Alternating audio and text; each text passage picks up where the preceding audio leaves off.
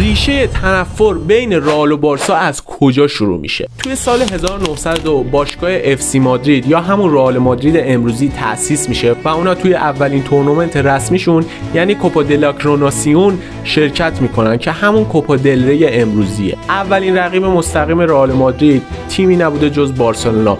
اونا توی 13 می سال 1902 اولین شکست تاریخ باشگاهشون رو با نتیجه 0-1 مقابل تیمی به نام بارسلونا متحمل میشن. 27 سال بعد اولین دوره لالیگا برگزار میشه و تیم رئال مادرید تا آخرین هفته توی صدر جدول قرار داشته تا اینکه با یه باخت غیر منتظره هفته آخر قهرمانی لالیگا رو دو دستی تقدیم تیمی به نام بارسلونا میکنه.